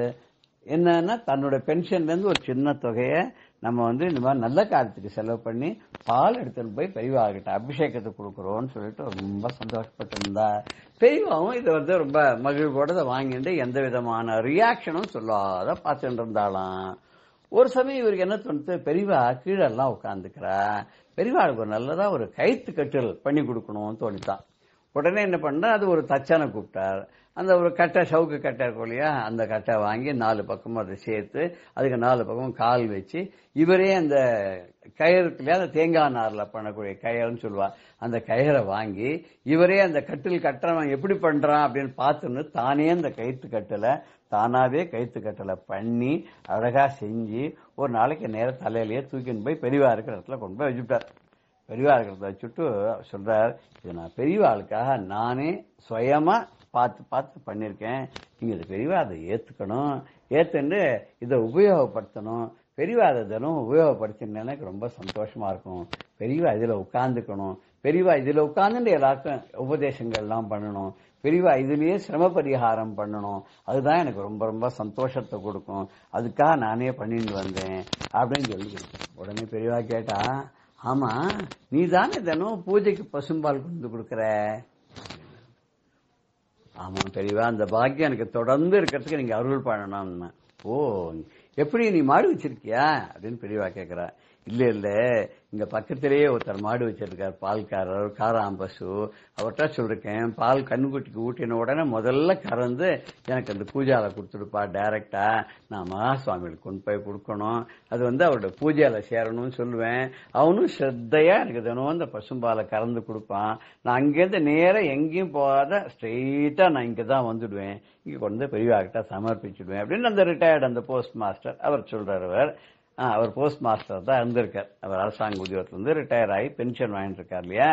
பெரியவா அதை ரொம்ப சந்தோஷப்பட்டு, ஆஹா நீ தினம் இது மாதிரி கொஞ்ச நாள் கூட அழுக்காத குலைக்காத பண்றியே, நீ தினம் பண்றியே, ரொம்ப சந்தோஷமா இருக்கு. நான் என்ன பண்றேன் தெரியுமோ, சந்திரமௌலீஸ்வரருக்கு அபிஷேகம் பண்ணிட்டு அந்த பாலை எல்லாருக்கும் பிரசாதமா கொடுத்துட்டு நானும் சாப்பிடுறேன் தினம், தெரியுமா உனக்கு? சந்தோஷப்பட்டு, இந்த கட்டில் நீயே பண்ணினியா, உனக்கு கட்டில் பண்ண தெரியுமா? இல்ல கட்டில் மொத்தமும் நான் பண்ணல பெரியவா, ஒரு ஆசாரியை விட்டு சேர்த்து கொடுக்க சொன்னேன், இந்த சட்டங்கள் எல்லாம் காலெல்லாம் வச்சு கொடுத்து எல்லாம் பண்ணா. அதுக்கப்புறம் இந்த கயிறை மொத்தம் வாங்கி அந்த கட்டில் பண்றவா எப்படி பண்றான்ற பார்த்துன்னு வந்துட்டு நானே அதே மாதிரியே பண்ணினேன். பெரியவாளுக்கா சுத்தமா மடியா குளிச்சுட்டு பஞ்சாயத்து கட்டின்னு இந்த கட்டில பண்ணிருக்கேன், கயிறு கட்டி பண்ணிருக்கேன் அப்படின்னு சொல்லிட்டு சொன்னாராம். சொன்ன உடனே பெரியவா அதை அப்படியே வாங்கி அனுபவிச்சு ரொம்ப சந்தோஷமா குழந்தை மாதிரி அது மாதிரி ஏறி உட்கார்ந்துக்கிறாராம், அது மாதிரி அப்படி ஆடி பாக்குறாராம், குதிச்சு பாக்குறாராம், சந்தோஷப்பட்டுக்கிறாராம், மகிழ்ந்து போறாராம். பெரியவா சின்ன குழந்தை மாதிரி அவர் பிஹேவ் பண்ணதை பார்த்த உடனே எல்லாருக்குமே ரொம்ப ஆச்சரியமா போயிட்டான். அதுவும் நம்ம இந்த ரிட்டையர்டு போஸ்ட் மாஸ்டர்கார கேட்கணுமா, நம்ம கொண்டு வந்து கொடுக்கற பாலையும் பெரியவாத்துன்னு இருக்கா, நம்ம பண்ணி கொண்டு வந்து கொடுத்த கட்டிலையும் பெரியவாத்துட்டான். எவ்வளவு உற்சாகத்தோட எவ்வளவு சந்தோஷத்தோட இந்த கட்டில ஏறி குதிச்சு குழந்தை மாதிரி பெரியவா விளையாடுறாளே அப்படின்னு ரொம்ப சந்தோஷப்பட்டா. பெரியவாளுடைய குணம் எப்படின்னு தெரியுமோ, தன்கிட்ட பக்தி பண்றவா, தன்கிட்ட அருமையா பழகிறவா, தன்கிட்ட அடியாரா இருக்கிறவா, தன்னோட பேச்சை கேட்கிறவா, இவாகிட்டலாம் பெரியவாளுக்கு எப்பயுமே ஒரு தனிப்பட்ட ஒரு ஈடுபாடு உண்டு. அவளுக்கு அனுகிரகத்தை வாரி வழங்கிடுவா. அவருடைய கட்டாட்சம் பட்டுனாலோ ஒரு வார்த்தை நம்மகிட்ட பேசிட்டாருனாலோ நமக்கு அதுக்கப்புறம் வாழ்க்கையில ஏற்றமே தவிர இறக்கம்ங்கிறதே கிடையாது. இறக்கம் நான் சொல்ல இறங்கி போறது கிடையாது, எல்லாம் உயர்வாகவே தான் இருக்கும். அப்பேற்பட்ட அந்த பெரியவாளுடைய ஒரு கருணாமூர்த்தியினுடைய கருணைமா முயலுடைய கட்டாட்சமானது இந்த ரிட்டையர்ட் போஸ்ட் மாஸ்டருக்கு கிடைச்சு அவர் வாங்கிட்டு போன பாலையும் ஏத்துண்டார், அவர் பண்ணி கொடுத்த கட்டிலையும் பெரியவா ஏத்துண்டார்னா எவ்வளவு பெரிய பாக்கியம், எத்தனை பேருக்கு கிடைக்க முடியும் நினைச்சு பாருங்க. அப்படி அவரும் சந்தோஷப்பட்டார். பெரியவாளுடைய கருணையும் எப்பேற்பட்டதுன்னு தெரிஞ்சுக்கிறதுக்கு நமக்கும் இது ஒரு அரிய சந்தர்ப்பமாச்சு. நமக்கும் பெரியவா பல விதத்துல இப்படி அருள் பண்ணிட்டு தான் இருக்கா. தெரிஞ்சோ தெரியாதையோ பெரியவாளுடைய அருள் நமக்கு இருக்கிறதுனாலதான் நம்ம இந்த அளவுக்கு ரொம்ப நல்லா இருந்துருக்கோம். எத்தனை கஷ்டங்கள் வந்தாலும் சூரியனை கண்ட பனி போல விலகி போயிடுது. நமக்கும் சந்தோஷம் வாழ்க்கையில நிறைய நிறைஞ்சு இருக்குங்கிறது தான் உண்மை. நம்ம நிறைய சந்தோஷத்தெல்லாம் இருக்கிறத விட்டுட்டு சின்ன குறையமத்தான் நினைச்சு வருத்தப்பட்டு இருந்தோம்னா வாழ்க்கையில என்னைக்குமே நம்ம தேர முடியாது. நம்ம எவ்வளவு கஷ்டம் இருந்தாலும் அதுக்கு நடுவில் கிடைக்கக்கூடிய நல்ல நன்மைகளுக்கு சந்தோஷமான நிறைய நிகழ்வுகள் நடக்கிறதா நினைச்சுட்டு பெரியவாளுக்கு நன்றி சொல்லி ஜெய ஜெய சங்கர ஹர ஹர சங்கர ஸ்ரீ குருபியோ நமஹ என்று சொல்லி இன்றைய நிகழ்வை நாம நிறைவு செய்கிறோம். ராம் ராம். பெரியவா சரணம். இந்நிகழ்ச்சியின் அடுத்த பகுதி நாளை மாலை இதே நேரத்தில் ஒளிபரப்பாகும். பெரியவா சரணம். பெரியவா சரணம். அடுத்த நிகழ்ச்சி மகா பெரியவா மகிமை உபன்யாசம். வழங்குபவர் பிரம்மஸ்ரீ கணேச சர்மா அவர்கள். அபார கருணாந்தும் ஞானதம் சாந்தரூபிணம் ஸ்ரீ சந்திரசேகர குரும் பிரணமாமி முதான்வகம். காஞ்சி மகாபிரிவா 1978 வருஷம் ஏப்ரல் மாதம் 15ஆம் தேதி தமிழ் வருஷ பிறப்பன்னைக்கு இன்னொரு சுற்று யாத்திரை கிளம்பினா அப்படிங்கிறது பார்த்துன்னு வரும். பெரியவா அதுக்கு முன்னால் சிவாஸ்தானம் அப்படிங்கிற தேனம்பாக்கத்தில் இருந்தா. இந்த தேனம்பாக்கத்தில் இருக்கிறதே ஒரு நாளைக்கு பௌர்ணமி, மாசி மாதம் பௌர்ணமி, மாசி மகம். இந்த மாசி மகத்தில் பௌர்ணமி அன்னைக்கு பெரியவா ராத்திரியில் என்னம்னா சந்திரனோட அந்த வெளிச்சத்தில் போய் உட்கார்ந்துட்டு அம்பாளை தியானம் பண்ணுவா. சந்திரமண்டல மத்தியகா அப்படின்லாம் சொல்லியிருக்கோம் லலிதா சஹஸ்ரநாமத்தில். அம்பாளை இந்த சந்திரமண்டலத்தில் தியானம் பண்ணுவா. ஒருத்தர் பெரியவாள்கிட்ட ரொம்ப மனசு ஒரே ஒரு பெரிய பணக்காரர் எல்லாம் இருக்கிறவர், இருந்தாலும் பல பிரச்சனைகள். இந்த பிரச்சனைகள்லாம் மனசுக்கு ரொம்ப தாபமாக இருக்கு. அதனால இந்த தாபத்தினாலேயே நமக்கு உடம்பும் ஹெல்த் ஸ்பாயில் ஆகுது. இதுக்கு எப்படி இந்த தாபத்தை போக்குறதுன்னு தெரியல, என்ன பண்றதுன்னு தெரியல. பெரியவா தான் ஏதாவது அனுகிரகம் பண்ணணும், ஒரு வழி சொல்லணும் அப்படின்னா அப்போ பெரியவா அவருக்கு இதை சொன்னா, நீ ஒன்று பண்ணு, ஆற்று மாடியிலே எங்கேயோ போய் உட்கார்ந்துட்டு பௌர்ணமிக்கு பௌர்ணமி மற்ற வெளிச்சம்லாம் இருக்கக்கூடாது, இந்த லைட் வெளிச்சம்லாம் இல்லாத முழுக்க அந்த நிலவு ஒளி மட்டும் இருக்கணும். இந்த நிலா வெளிச்சத்தில் உட்கார்ந்துட்டு உன்னால் முடிஞ்ச மட்டும் எத்தனை நேரம் முடியுமோ அம்பாளை அந்த சந்திரமண்டலத்தில் பார்த்துட்டே தியானம் பண்ணின்று. உனக்கு லலிதா சஹஸ்ரநாமம் முதல்ல எந்த ஸ்லோகம் அம்பாள் ஸ்லோகம் தெரிஞ்சு சொன்னாலும் பரவாயில்ல. அப்படி ஒன்றும் தெரியலன்னா கூட ஏதோ அம்பாளை தியானம் பண்ணிட்டு அந்த சந்திர தரிசனம் பண்ணிட்டு அந்த சந்திரனோட முழு நிலவோட ஒளியில இருந்தீன்னாலே உனக்கு எல்லாம் சரியா போயிடும். அதாவது அம்பாளை தியானம் பண்றோம், இதுக்கு மேல அந்த சந்திரனோட கிரணம் படுறதுனால, சீத கிரணம் படுறதுனாலே நம்மளோட தாபமும் சமனமா இருக்கு. இப்ப தாபசாந்திக்கு தாபசமனமும் ஆச்சு, மனசாந்திக்கு அம்பாளோட தியானமும் ஆச்சு, கிருப்பையும் அம்பாளோட கிருப்பையினால எல்லாம் சரியா போயிடும் அப்படின்னு அவருக்கு உபதேசம் பண்ண அவர் பின்னால சொல்றார். பெரியவா சொன்னபடி பண்ண அவருக்கு காசு இல்லை, பணம் செலவில்லை, ஒன்றும் இல்லை. பௌர்ணமியில் அந்த நிலவொளியில் போய் உட்கார்ந்துட்டு முடிஞ்ச மட்டும் எத்தனை நேரம் முடியுமோ மற்ற வெளிச்சங்கள் நம்ம மேலே படாத அந்த சந்திர கிரணம் சீத கிரணம் மட்டும் நம்ம மேலே படுறாப்புல இருந்து நாம் தியானம் பண்ணி நம்மளோட தாபத்தை போக்கிக்கலாம், நம்மளோட பாபத்தை போக்கிக்கலாம் அப்படி இல்லாமல் சொன்னால் அது அப்படியே ஆச்சு அப்படின்னு அவர் சொல்கிறார். இது ரெகுலரா பெரியவா அப்படி பண்ணுவா. பல பேர் பார்த்துருப்பா. பௌர்ணமி அன்னைக்கு பெரியவா பூஜையெல்லாம் முடிச்சுட்டு அதுக்கப்புறம் போய் பின்னால தோட்டத்துல போய் உட்கார்ந்துன்னு நிலவழியில உட்கார்ந்துன்னு அம்பாளை தியானம் பண்ணிட்டு அநேகமா லலிதா சஹஸ்ரநாமம் சொல்றது முதலான இதெல்லாம் வெளியில வெக்தமா தெரியாது. பெரியவா அதுல உட்கார்ந்துட்டு தியானம் பண்ணிட்டு மெடிடேட் பண்ணிட்டு இருப்பா, ஜபம் பண்ணிட்டு இருப்பா. அப்படிதான் இருந்தா. அப்படி இருந்தே மணி 10:30 மணி போல ஆயிடுத்து. ராத்திரி படுத்துக்க போறா. படுத்துண்டா திடீர்னு வேட்டு சத்தம் கேட்டுது, வான வேடிக்கை வேட்டு சத்தம் கேட்டுது. இருக்கிற கைங்கரியம் பண்ணுவா ஏகாம்பரம் இன்னும் வேத புருஷா ஷீழ்வாள்லாம் கைங்கரியம் பண்ணுவாள்லாம் இருக்கா, பாலு ஸ்ரீகண்டன் முதலான பக்தாள்லாம் கைங்கரியம் பண்ணுவாள். என்ன வேட்டு சத்தம் கேட்கறது? காமாட்சிக்கு மாசி மகத்துல நடக்கும். மாசி மகத்துல இன்னைக்கு பௌர்ணமி அன்னைக்கு ரதோத்சவம், ரதத்துல அம்பாள் ராஜவீதியில வர வழக்கம். அப்படி வரத்தே வான வேடிக்கை எல்லாம் உண்டு. காஞ்சிபுரத்தில் ஒரு சம்பிரதாயம் என்னன்னா, அந்த வான வேடிக்கை கச்சபேஸ்வரர் கோவில்னு இருக்கு. அந்த கச்சபேஸ்வரர் கோவில் வாசல்ல அந்த சுவாமி வரத்தே எந்த கோவிலேருந்து சுவாமி வரதோ, ஏகாம்பரேஸ்வரோ காமாட்சியோ வரதரோ எல்லாம் வரத்தே எங்க இந்த கச்ச வான வேடிக்கை எல்லாம் இது காமாட்சிக்கு ரெகுலரா நடக்கும். அதனால கச்சபேஸ்வரர் கோவில் வாசல்ல ரதம் வந்திருக்கு போல இருக்கு, அங்க வான வேடிக்கை ஆரம்பிச்சிருக்கு நடக்கிறது. அதனால அந்த வேட்டு சத்தம் அப்படின்னா. அப்படியா? இன்னைக்கு மாசி மகமாவும் இருக்கு, அம்பாளை போய் தரிசனம் பண்ணிட்டு வரலாமே அப்படின்னா, இப்ப தரிசனம் பண்ணிட்டு வரலாம் அப்படின்னா பெரியவாளை இப்பதான் சித்த படுத்துக்கலாம் விசிராந்திக்கின்னு போயிருக்கா. 10 மணி 11 மணி ஆயிடுத்து. இந்த காமாட்சி கிளம்பி கச்சபேஸ்வர கோயிலுக்கு வந்தாச்சுன்னா இந்த அந்த இடத்துக்கும் பெரிய காஞ்சிபுரத்துக்கும் இந்த தேனம்பாரத்துக்கும் கிட்டத்தட்ட 7 கிலோமீட்டர் போல டிஸ்டன்ஸ் இருக்கு. பெரியவா அந்த 7 கிலோமீட்டர் நடந்து போறதுக்குள்ள அம்பாளை என்ன பண்ணுவான்னு அந்த வான வேடிக்கை முடிஞ்சு அடுத்தது அப்படியே போய் வடக்கு வீதி போய் ராஜ வீதி போய் கோவிலுக்குள்ள போயிடுவா. அதனால பெரியவாளால் நம்ம போனா கூட இப்ப தரிசனம் பண்ண முடியாது, அம்பாள் கோவிலுக்குள்ள போயிடுவா, வான வேடிக்கை முடிஞ்சோன்னு கோவிலுக்குள்ள போயிடுவா அப்படின்னா பெரியவா அப்படி சொல்லிகிட்டே இருக்கிறதே தண்டத்தை தூக்கிண்டா கிளம்பிட்டா. கூட இருக்கெல்லாம் சொல்லி பார்க்குறா, இவ்வளவு நம்ம வேகமா போனா கூட அம்பாளை தரிசனம் பண்ண முடியாது, கோவிலுக்குள்ள போயிடுவா அப்படின்னு சொன்னா பெரியவா என்ன பண்ணா அங்க ஒரு பிள்ளையார் பிரதிஷ்டை பண்ண சொல்லியிருந்தா. பெரியவாளுக்கு எய்த்தாப்புல ஒரு பிள்ளையார் இருக்கும் இந்த தேனம்பாக்கத்துல சிவாஸ்தானத்துல. அந்த பிள்ளையாரை போய் தரிசனம் பண்ணிண்டா, பிரார்த்தனை பண்ணினா, நேரம் பிள்ளையாரம் பிரதிஷ்டை கிளம்பிட்டா தண்டத்தை தூக்கிண்டு கிடு கிடு கிடு கிடு கிடுன்னு வா போயின்னு இருக்கா. போயின்னு இருக்கிறதே பார்த்தா வழியில ஜனங்கள்லாம் திரும்பி வந்திருந்தது. திரும்பி வந்தா இவ கேட்டா என்னன்னு, எல்லாரும் அம்பாளை தரிசனம் பண்ணியாச்சா, அம்பாள் எங்க இருக்கா திருப்பி கேளு அப்படின்னா. அந்த வந்த ஜனங்கள்ல சில பேர் சொன்னா அம்பாள் இன்னும் உள்ளுக்குள்ள போக முடியல, இந்த வான வேடிக்கை எல்லாம் நடந்தது கச்சபேஸ்வர கோயில் வாசல்ல ரதம் நிற்கிறது, அம்பாள் ரதம் நிற்கிறது, வான வேடிக்கை நடந்தது. அப்படி வான வேடிக்கை எல்லாம் நடந்துட்டு இருக்கிறதே முடிகிற சமயத்துல என்ன ஆயிடுத்து, அம்பாளுக்கு முன்னால யானை எல்லாம் போக முடியும், அந்த யானை மிரண்டு கொடுத்தோம், ஏதோ மதம் பிடிச்சாப்புல இப்படியும் அப்படியும் போறது, கீழே படுத்துக்கிறது, அது ஒரு மாதிரி ரெஸ்ட்லெஸ்ஸா இருக்கு. அதனால எல்லாருக்கும் பயமா இருக்கு. இந்த யானை அந்த நகர மாட்டேங்கிறதுனால ரதமும் முன்னால போக முடியல, அங்க ஒரு இக்கட்டான சூழ்நிலையா இருக்கு, அம்பாளும் கோவிலுக்குள்ள போக முடியல, யானை அப்படி படுத்துன்னு இருக்கு, வழியில மழிக்கிறது, என்ன பண்றதுன்னு தெரியல, நாங்களும் பயந்துன்னு வந்துட்டோம், யானை மதம் தான் பிடிச்சி ஏதான் பண்ணிட போறதேன்னு எல்லாரும் வந்துட்டு இருக்கு அப்படின்னு. ஜனங்கள்லாம் எல்லாம் திரும்பி வந்துட்டு இருக்கு, அம்பாளோ கோவிலுக்குள்ள போக முடியல, யானையும் அங்க இது மாதிரி சிரமப்படுத்தின்னு இருக்கு. இதை கேட்டோன்னு கிடு கிடு கிடுன்னு இன்னும் பெரியவா வேகமா நடந்தா. வேகமா நடந்து போனாக்க அம்பாள் இருக்கிற சன்னதிக்கு போயாச்சு. அம்பாளை தரிசனம் பண்ணா.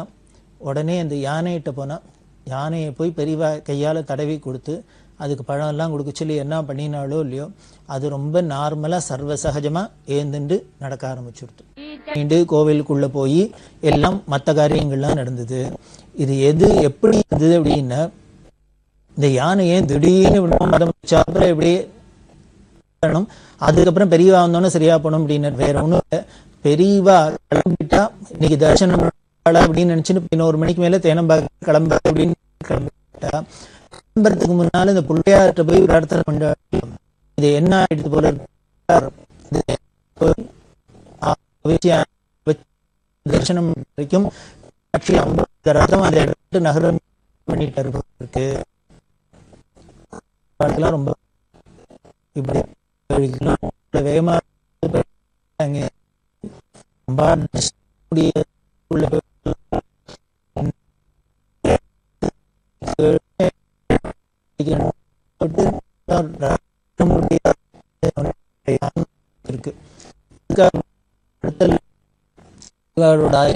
பூதங்களும் இல்ல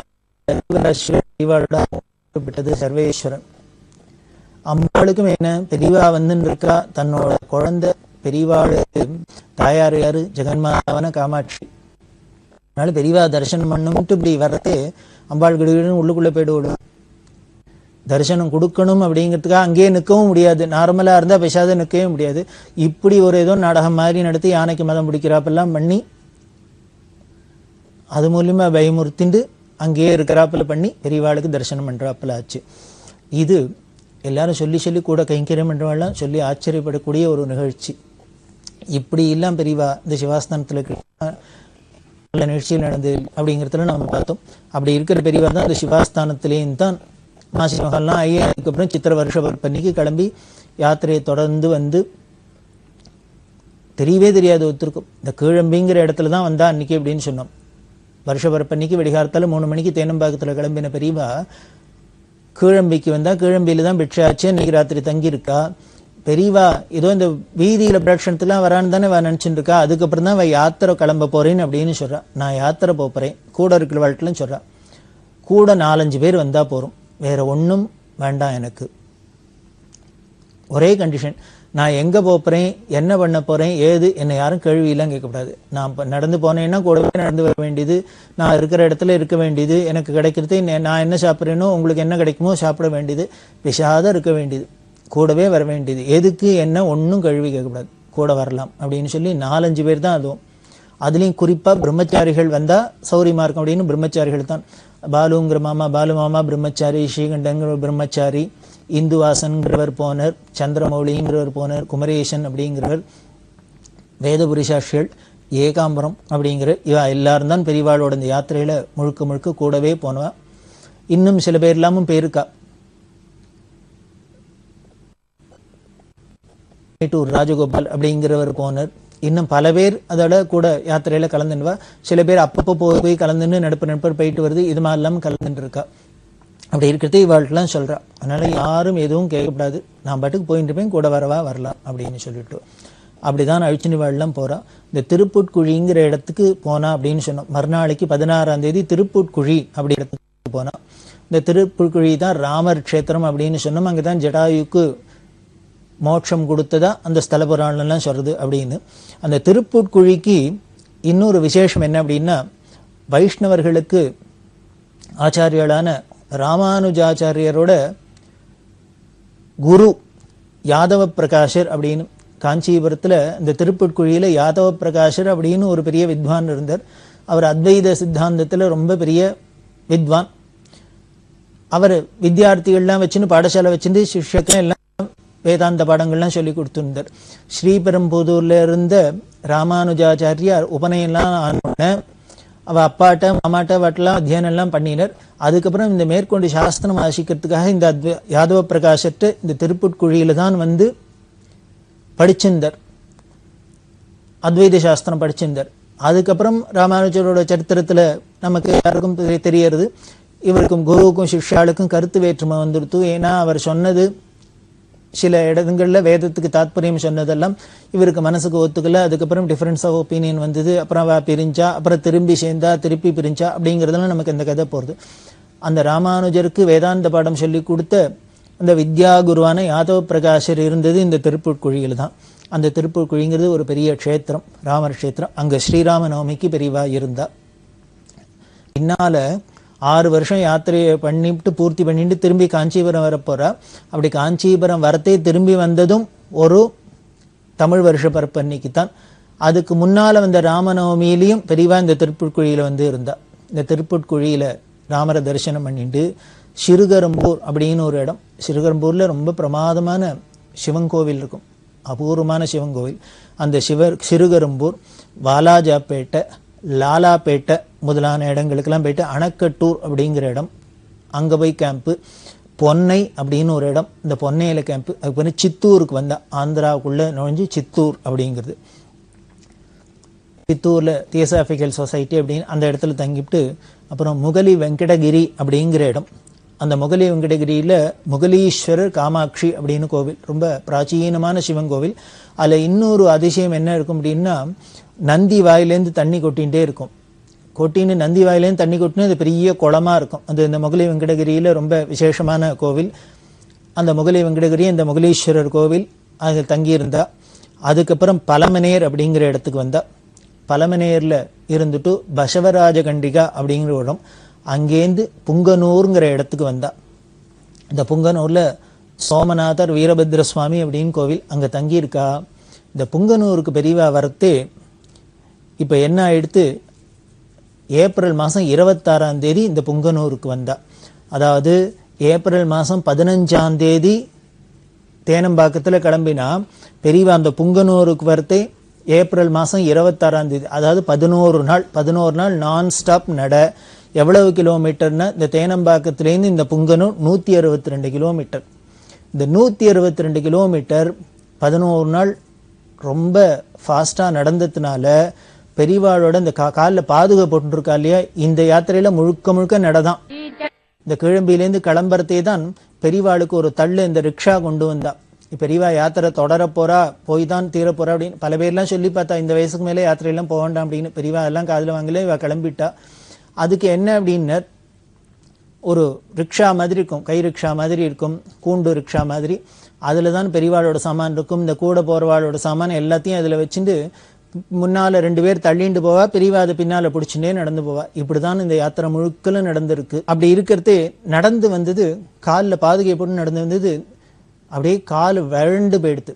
இது அப்படியே புண்ணா எடுத்து 2 விரலும், கட்டை விரலுக்கும் இந்த பக்கத்து விரலுக்கும் நடுப்புற அப்படியே இந்த பாதுகையை போட்டு போட்டு இப்படி பிடிச்சின்னு போறா இல்லையா, அது ஃபாஸ்ட்டாக நடந்து நடந்து அப்படியே வறண்டு போயிடுது. பெரியவா பாதத்தை பார்த்தேன்னா அபூர்வமான இருக்கும். கூசும் மலர்பாதம் அப்படின்னு மாணிக்கவாசகர் வர்ணிக்கிறார். அது எப்படி இருக்கும்னார், செங்கமல பொற்பாதம்.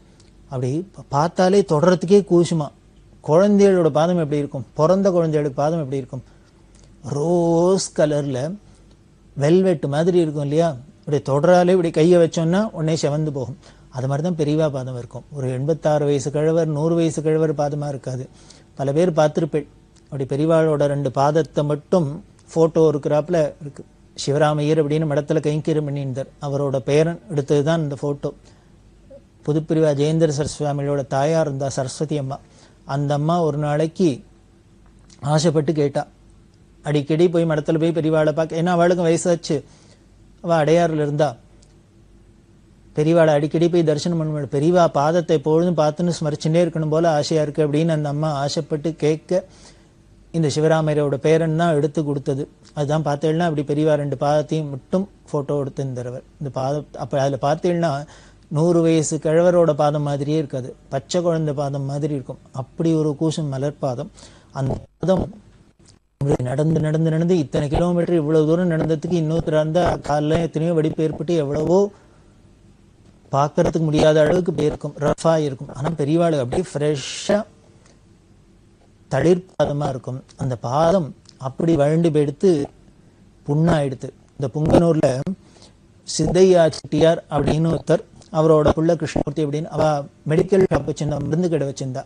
இந்த சித்தையா செட்டியார் வந்து பார்த்துட்டு பெரியவா அப்படி காலை நின்று படுத்துன்னு இருக்கா அந்த சோமநாதேஸ்வரர் கோவில்ல புங்கனூர்ல. இதை பார்த்த அந்த செட்டியாருக்கு ரொம்ப மனசு தாபமா இருந்தது. ஐயோ, பெரியவாளோட குழந்தை மாதிரி இந்த பாதம் இப்படி வழண்டு போயிருக்கு, இப்படி 162 கிலோமீட்டர் தான் நடந்து வந்திருக்கா, யாத்திரை தொடங்கி 11 நாள் தான் ஆகுது, இதுக்கப்புறம் இன்னும் எத்தனை காலம் நடக்க போறா, எத்தனை கிலோமீட்டர் நடக்க போறா, எத்தனை நாள் நடக்க போறா ஒத்துக்கும் தெரியாது, பாதம் என்னத்துக்காது. அதனால மருந்து கடை வச்சிருந்ததுனால ஒரு ஆயின்மெண்ட்லாம் எடுத்துன்னு வந்து போட்டுக்கணும் அப்படின்னு பிரார்த்தனை பண்ணினா. கூட இருக்கிறவாள்லாம் என்ன பண்ணா, நீங்களே அந்த மருந்தை வச்சு பெரியவாள்கிட்ட பிரார்த்தனை பண்ணுங்க அப்படின்னு. இந்த சித்தையா செட்டியார் வந்திருக்கார், அவரோட புள்ள கிருஷ்ணமூர்த்தி அப்படின்னு 2 அப்பாவும் பிள்ளையும் வந்திருக்கா. இந்த மருந்தெல்லாம் வச்சு பெரியவாள்கிட்ட பிரார்த்தனை பண்ணினா. இந்த மருந்தை அப்ளை பண்ணிக்கணும் பெரியவா அந்த புண்ணுக்கு ஆறணும். அதனால பெரியவா தயவு பண்ணி பாதத்துல மருந்து போட்டுக்கணும் அப்படின்னா பெரியவா அப்படியே பாதத்தை காமிச்சு நீங்களே போட்டு விடு அப்படின்ட்டா. நீனே போட்டு விடு அப்படின்ட்டா. என்ன பாக்கியம் பாருங்கோ, எந்த ஒரு பாதத்தை தேடினாலும் கிடைக்காதோ, அருமறைகள்னாலையும் தேடி தேடி காண முடியாத பாதமோ அந்த பாதத்தை இந்த சித்தையா செட்டியாரும் அவரோட புள்ள கிருஷ்ணமூர்த்தியுமா வச்சிருந்து பெரியவாளோட பாதத்தை தொட்டு அவளுக்கு இந்த மருந்து தடவி விட்டு இந்த புங்கனூர்ல அப்படின்னு. அந்த கிருஷ்ணமூர்த்திங்கிறவர் இன்னமும் அந்த மெடிக்கல் ஷாப்லாம் வச்சுருக்கா, புங்கனூர்ல இருக்கா. ஆச்சரியமா இருக்கும். இது எதை காமிக்கிறதுன்னு, பெரியவாளோட அவளுக்கெல்லாம் எவ்வளவு பக்தி அப்படின்னு காமிக்கிறது. நமக்கு மட்டும் அப்படி உண்மையான பக்தி இருந்ததுன்னால் யாருக்கும் கிடைக்காத, விஷ்ணுக்கும் கிடைக்காத பாதம் நம்ம கைக்கு கிடைச்சிடும், அப்படி அனுகிரகம் பண்ண பெரியவா அப்படிங்கிறதும் இந்த நிகழ்ச்சி மூலியமெல்லாம் தெரியுது. அப்படிதான் இந்த சித்தையா செட்டியார் புங்கனூர்ல பெரியவாளுக்கு மருந்து தடவி கொடுத்தா. இப்படி இருக்கிற பெரியவா தொடர்ற யாத்திரையா, அதுக்காக இப்படி கால் இப்படி புண்ணா இருக்கே, 1-2 நாள் இருந்துட்டு போகணும் அப்படின்னு எல்லாம் பல இடத்துல பல பேர் சொல்லுவா. அதெல்லாம் பெரியவா எல்லாம் கேர் பண்ணவே மாட்டா. அவ பாட்டுக்கு போயிட்டே இருப்பா, தொடர்ந்து போயிட்டு இருப்பா. அப்படி இருக்கிறதே பங்கனப்பள்ளியும் எடுக்க வந்தா. அந்த பங்கனப்பள்ளியில இருந்துட்டு ராத்திரி ஐந்திரப்பள்ளி அப்படிங்கிற இடத்துல ஸ்டே. அதுக்கப்புறம் மதனப்பள்ளிங்கிற இடத்துல பெருமாள் கோவில், மதனப்பள்ளியில வேணுகோபால சுவாமி பெரிய பெருமாள் கோவில், அதுல தங்கி இருந்தா. அங்கேருந்து பெரியவா சிடிஎம் அப்படின்னு சொல்லுவா, சின்ன திப்ப சமுத்திரம் அப்படின்னு பேரு. அங்க போய் ஒரு பெரிய சிவங்கோவில் இருக்கு, அதுல பெரியவா தங்கினா. இந்த சின்ன திப்ப சமுத்திரத்துல என்ன விசேஷம்னா, 40 வருஷத்துக்கு முன்னால பெரியவா காசி யாத்திரை பண்ணினா அப்படின்னு பார்த்தோம். 1919ஆம் வருஷம் கிளம்பி 39ஆம் வருஷம் வரைக்கும் பெரியவா காசி யாத்திரை பண்ணிட்டு போனா இல்லையா. அந்த காசி யாத்திரைக்கு போறதே இந்த சின்ன திப்ப சமுத்திரத்துல பெரியவா 45 நாள் தங்கி இருந்திருக்கா. அப்படி இருந்த இடம் அதுல இப்போ 40 வருஷம் கழிச்சு பெரியவா போய் தங்குறா. அதுல பார்த்தீங்கன்னா அங்க கல்வெட்டு எல்லாமே வச்சிருக்கா. அந்த சின்ன சமுத்திரத்துக்கு பக்கத்துல கவிகுண்டு அப்படின்னு ஒரு இடம், ஒரு மலை மாதிரி இருக்கும். அந்த மலை மேல ஏறினா ஒரு குகை. பெரியவாளால ஏற முடியாது ஏற வேண்டாம்னா பெரியவா அந்த மலை மேல ஏறிட்டா. அந்த குகைக்குள்ள போய் பார்த்து எல்லாம் பண்ணி அனுஷ்டானம் எல்லாம் பண்ணினா அங்க இருந்த அந்த பக்தர் என்ன பண்ணினா, அவளுக்கு அந்த இடத்துல போனா இந்த சிடிஎம் எல்லாம் கைங்கரியம் பண்ணியிருந்தவர் அந்த ஊர்க்கார அவ சொன்னா, இந்த மலைமையிலேயே பெரியவா இருந்தாலும் இருக்கலாம், ஒரு ஆசிரம பர்ணசாலையெல்லாம் அமைச்சு தரும் அப்படின்லாம் சொல்ல அந்த கவிகுண்டில் இருந்தா. அதுக்கப்புறம் வாயல்பாடுங்கிற இடத்துக்கு வந்தா. வாயல்பாடு அப்புறம் தரிகுண்டா அப்படிங்கிற இடத்துல, இந்த தரிகுண்டால தான் லட்சுமி நரசிம்ம சுவாமி கோவில் ரொம்ப அபூர்வமா இருக்கும். தரிகுண்டா லட்சுமி நரசிம்ம சுவாமி அவ்வளவு ரொம்ப பிரமாதமா இருக்கிற கோவில். அங்க இருந்தா. இந்த திரும்பி உடனே சிடிஎம்க்கு வந்துட்டா. ஏன்னா சின்ன திப்ப சமுத்திரம் சங்கர ஜெயந்தி வந்தது. இந்த பகவத்பாதா ஜெயந்தி 5 நாளைக்கு ரொம்ப விமர்சையா கொண்டாடுற வழக்கம் இடத்துல. அதனால பெரியவா இந்த சிடிஎம்கே திரும்பி வந்தா. இந்த சிடிஎம்ல இருக்கிறதே தான் இந்த சங்கர ஜெயந்தியை கொண்டாடுறதுக்காக சிமிழி வாஞ்சிநாதையர் அப்படிங்கிற பரம பக்தர், பெரியவாளோட காசி யாத்திரை எல்லாம் போயிருக்கார், பரம கைங்கரியம் எல்லாம் பண்ணினவர். அவர் வந்தார். பாடசாலை வெங்கட்ராம சாஸ்திரிகள்ங்கிறவர், அப்புறம் மகிழஞ்சேரி சேதுராம கணபாட்டிகள் அப்படின்னு அண்ணாதுரை ஐயங்கார், இவாள்லாம் எல்லாரும் வந்திருக்கா. வந்து அந்த வருஷத்துல சங்கர ஜெயந்தி அங்க விசேஷமா கொண்டாடினா. அப்படி இருக்கிறதே பெரியவா அவள்கிட்டெல்லாம் கேட்கிறா, இந்த சிடிஎம் எப்படி இருந்தது 40 வருஷத்துக்கு முன்னால இருக்கிறது அவள்லாம் பார்த்திருக்காளே, எப்படி இருக்கு இப்ப எப்படி இருக்கு அப்படின்னா. அப்போ அந்த வாஞ்சிநாதையர் சொன்ன, அங்க ஒரு பெரிய குளம் இருக்கு, ஒரே பாசி ஈசி பிடிச்சிருக்கும். அவர் சொன்னார், 40 வருஷத்துக்கு முன்னால வரத்தையும் இந்த குளம் இப்படியே தான் இருக்குது, இப்பவும் இப்படியே தான் இருக்கு அப்படின்னு சொல்லி ஒன்றும் மாறல. 40 வருஷம் ஆனா கூட இங்க ஒன்றும் டெவலப் ஆகல, மாறல அப்படின்னு சொல்ல. அப்ப காசி யாத்திரை போறதே இந்த இடம்லாம் இப்படி இருந்தது, இப்ப இப்படி இல்லாம அதெல்லாம் ஷேர் பண்ணிட்டு எல்லாரும் ஒரு ஆனந்தப்பட இந்த சங்கர ஜெயந்தி ரொம்ப விசேஷமா கொண்டாடப்பட்டது. அந்த சங்கர ஜெயந்தி முடிஞ்ச உடனே பெரியவா அங்கேருந்து ஆங்கல் அப்படிங்கிற இடத்துக்கு, அப்புறம் கட்டு அப்படின்னு கட்டுலையும் நரசிம்ம சுவாமி அங்க, அப்புறம் பீரங்கி கொத்தகோடா அப்படிங்கிற இடத்தெல்லாம் தண்டு புலிக்கால்ங்கிற இடத்துக்கு வந்தா. புலிக்கால் இது பார்த்தா பேரெல்லாம் தான் நான் சொல்லிட்டு வரேன். அங்க உள்ளுக்குள்ள என்னென்ன இடம்லாம் எங்கெல்லாம் தங்கி இருந்தா அதுக்கு என்ன விசேஷம் அப்படிங்கறதெல்லாம் சொல்றதுன்னு ஆரம்பிச்சா நாள் கணக்கா சொல்லலாம்.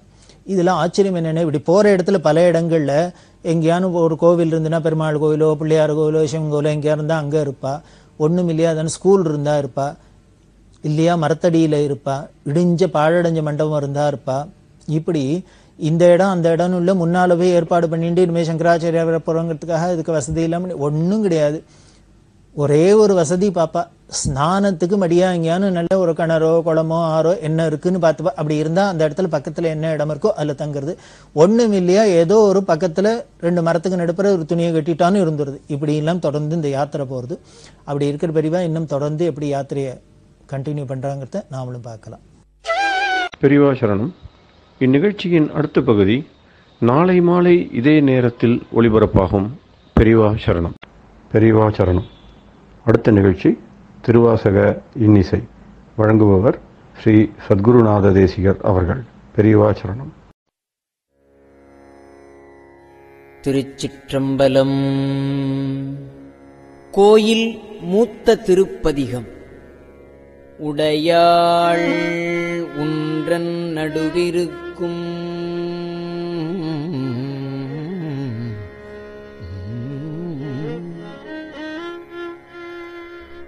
உடையாள் நடுவுள் நீயிருத்தி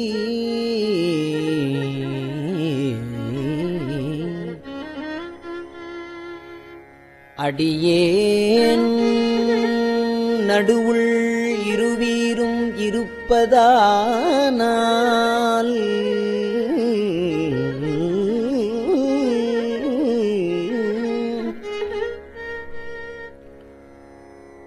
அடியேன் உன் அடியார் நடுவுளிருக்கும் அருளைப் புரியாய்.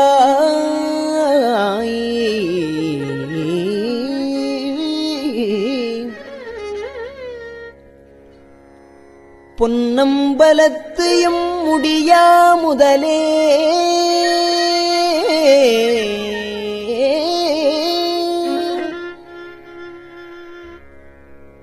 உடையாள் உன்றன் நடுவிருக்கும்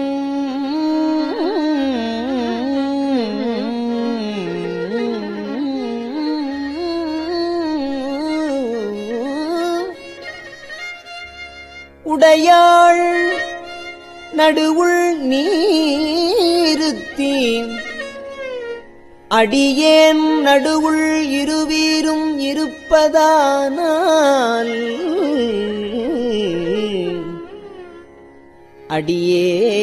அடியேன் உன் அடியான் நடுவுள் இருக்கும் அருளைப் புரியாய். பொன்னம்பலத்தியம் முடியா முதலே என்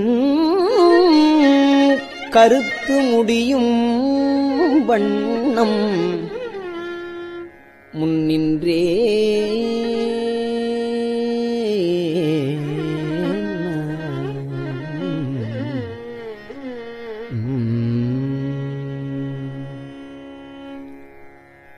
முன்னின்று ஆண்டாய்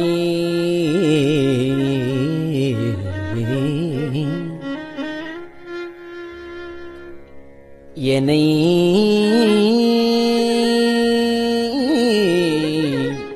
முன்னின்று ஆண்டாய் என்னை முன்னம் யானும் அதுவே முயல் உற்று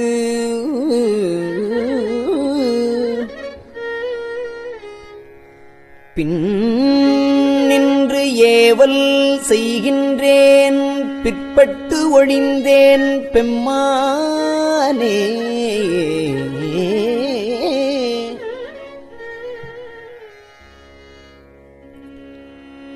என் நின்று அருளி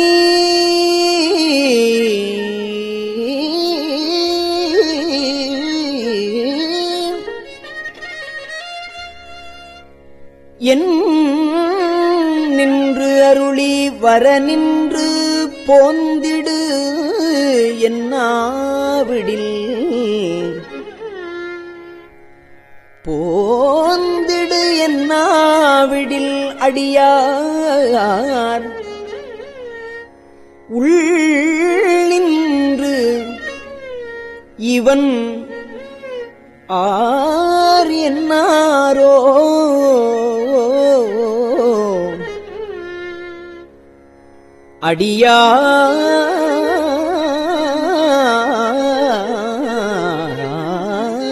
அடியார் உள்ளின்று இவன் ஆறு இவன் ஆறு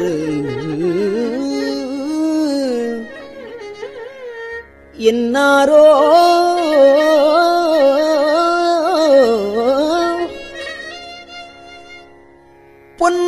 பொன்னம்பலக்கூத்து உகந்தானே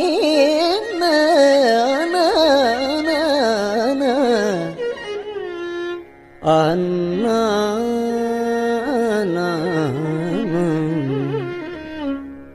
உகந்தானே அன்புடை அடிமைக்கு உருகா உள்ளத்து உணர்விலியேன் உகந்தானே அன்புடை அடிமைக்கு உருகா உள்ளத்து உணர்விலியேன் சகந்தான் அறிய முறையிட்டால் தக்கவாறு அன்று என்னாரோ மகந்தான்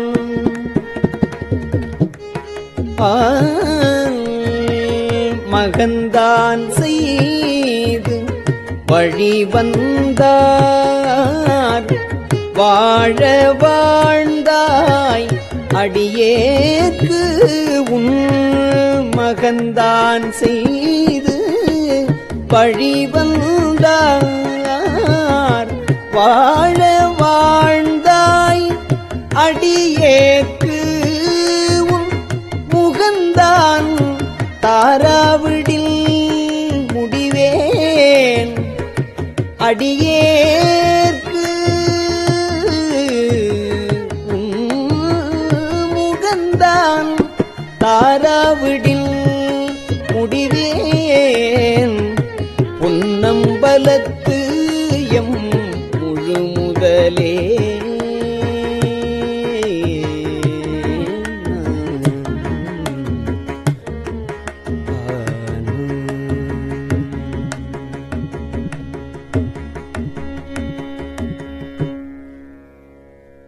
முழு முதலே ஐம்புலனுக்கும் மூவர்க்கும்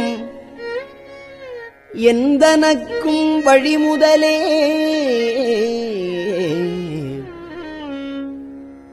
நின் பழ அடியார்த்திகள் வான் குழுமி பழ அடியார்த்திகள் வான் குழுமி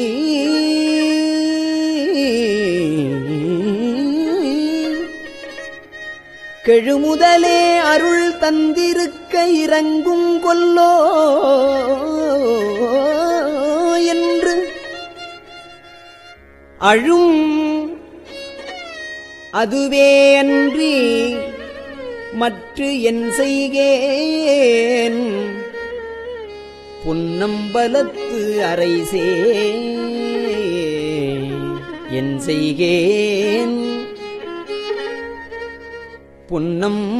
பொன்னம்பலத்து அரைசே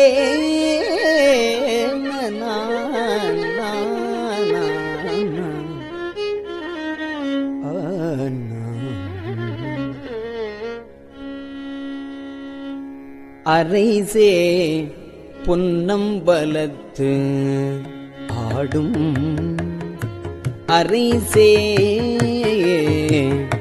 பொன்னம்பலத்து ஆடும் அமுதே என்று உன் அருள் நோக்கி அரைசே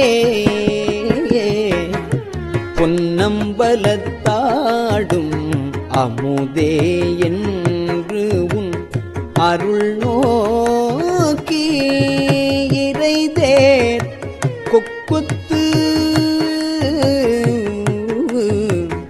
இறைதேர் கொக்கொத்து இரவு பகல் ஏசற்று இருந்தே வேசற்றேன் கரை சேர் அடியார் களி சிறப்ப காட்சி கொடுத்து உன் அடியேன்பால் பிறை சேர் பாலின் நெய் போல பேசாதிருந்தால் பாலில் நெய் போல பேசாது இருந்தால் ஏசாரோ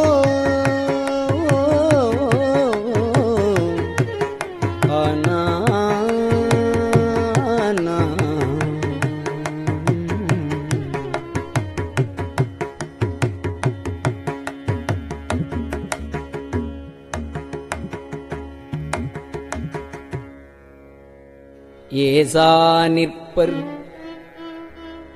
என்னை உனக்கு அடியான் என்று பிறர் எல்லாம் பேசா நிற்பர் யான் தானும் பேணா நிற்பே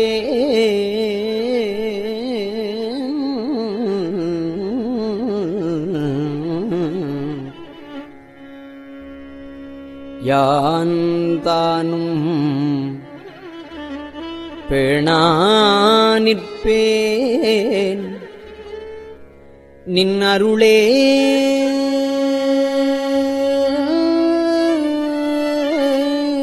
நான்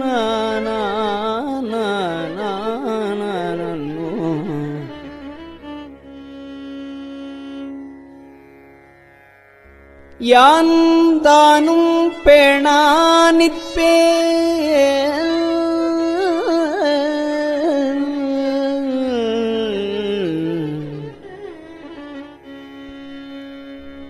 ஏசா நிற்பர்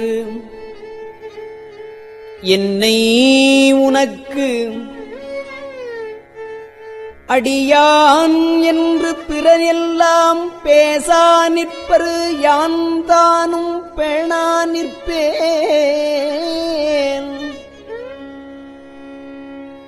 நின் அருளே தேசா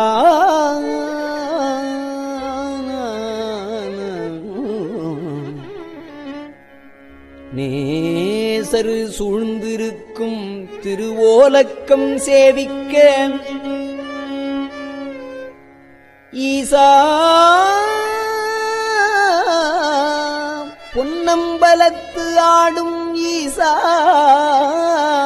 பொன் அம்பலத்து ஆடும் எந்தாய் இனித்தான் இரங்காயே.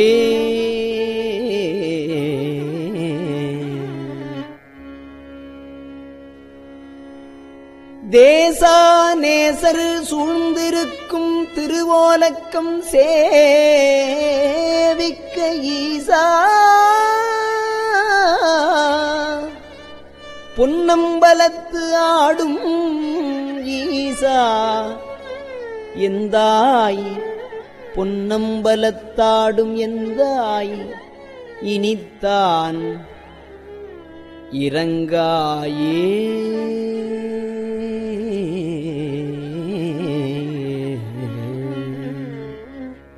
இறங்கும் நமக்கு அம்பலக்கூத்தன் என்று என்று ஏமாந்து இருப்பேனை அருங்கற்பனை கற்பித்து ஆண்டாய் ஆழ்வாரிலி மாடு ஆவேனோ ஆழ்வார் இலி மாடு ஆவேனோ. நெருங்கும் அடியார்களும் நெருங்கும் அடியார்களும் நீயும் நெருங்கும் அடியார்களும் நீயும் நின்று நிலாவி விளையாடும்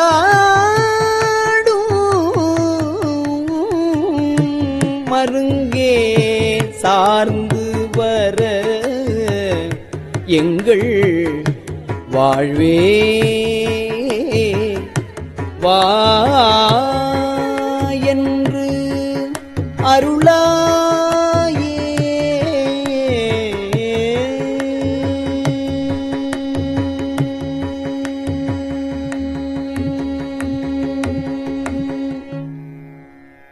அருளாது ஒழிந்தால் அடியேனை அஞ்சேல் என்பார் ஆர் இங்கு இங்கு அடியேனை அஞ்சேல் என்பார் ஆர் இங்கு பொருளா என்னை புகுந்து ஆண்ட பொன்னே பொன்னம்பல கூத்தா அருளாது ஒழிந்தால் அடியேனை அஞ்சேல் என்பார் ஆர் இங்கு பொருளா என்னை புகுந்து ஆண்ட பொன்னே பொன்னம்பல கூத்தா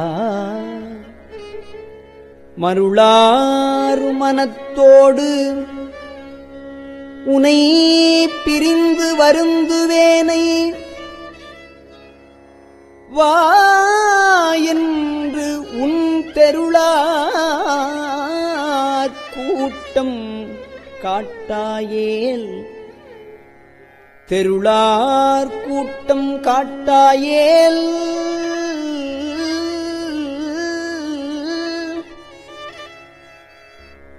உனை பிரிந்து வருந்துவேனை வா என்று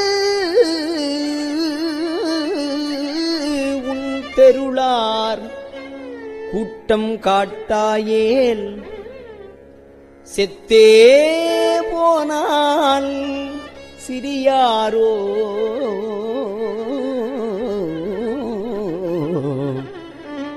சிறியாரோ செத்தே போனால் சிறியாரோ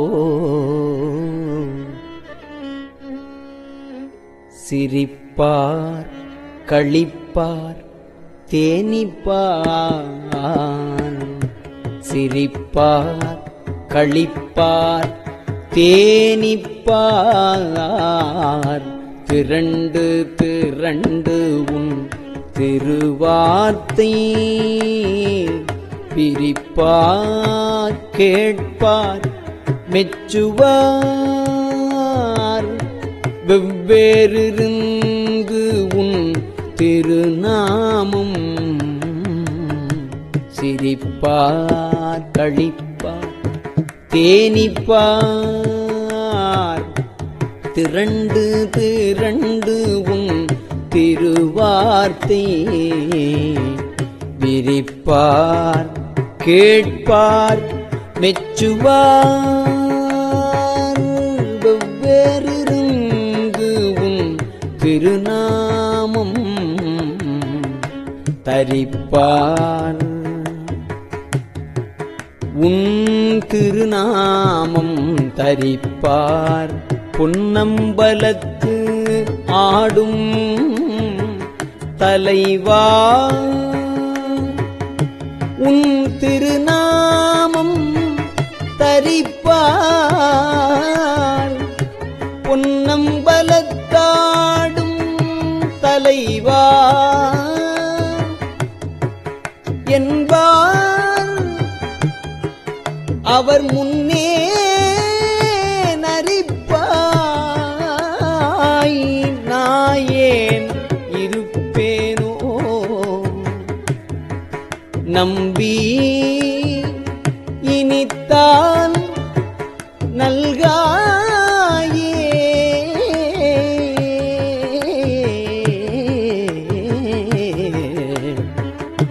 நல்காது ஒழியான் நமக்கு என்று உன் நாமம் பிதற்றி நயன நீர் மல்கா வாழ்த்தாவாய் குழறா வணங்கா மனத்தால் நினைந்து உருகி பல்கால் உன்னை பாவித்து பரவி பொன்னம்பலம் என்றே உல்கானிற்கும் உயிர்க்கு இறங்கி அருளாய் என்னை உடையானே அருளாய் என்னை உடையானே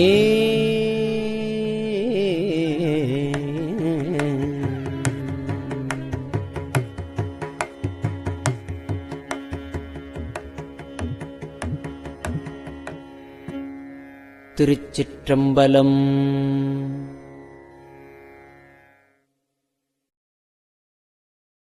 பெரியவா சரணம். இந்நிகழ்ச்சியின் அடுத்த பகுதி நாளை மாலை இதே நேரத்தில் ஒளிபரப்பாகும். பெரியவா சரணம். பெரியவா சரணம். பெரியவா வானொலியின் இன்றைய நிகழ்ச்சிகளின் நிறைவாக திருப்பொன்னூசல் வழங்குபவர் சத்குருநாத தேசிகர் அவர்கள். பெரியவா சரணம். திருச்சிற்றம்பலம். திருப்பொன்னூசல். மாதாடு பாகத்தன் உத்தரகோசமங்கை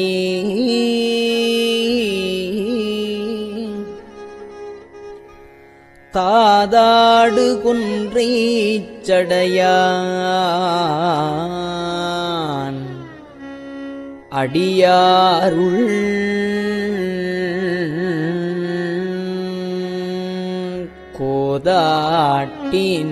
கோதாட்டினாயேனை ஆட்கொண்டு என் தொல்பிறவி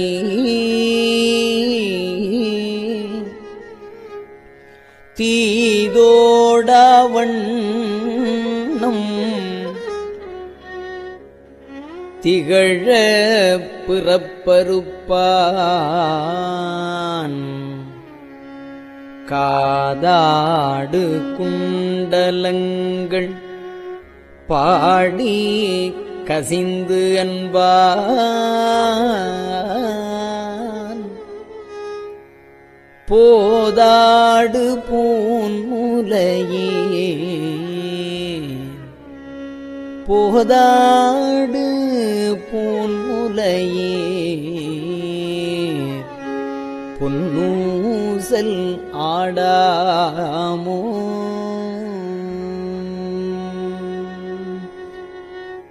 திருச்சிற்றம்பலம். கஞ்சிவல காமாட்சி தன் குழந்தாள் சங்கரரே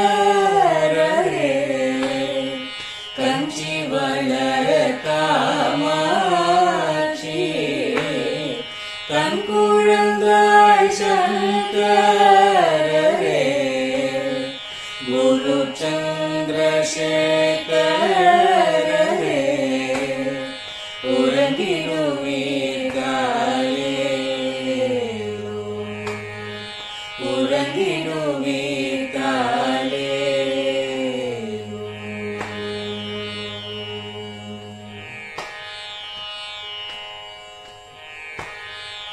ஆதிகுரு சங்கரராய்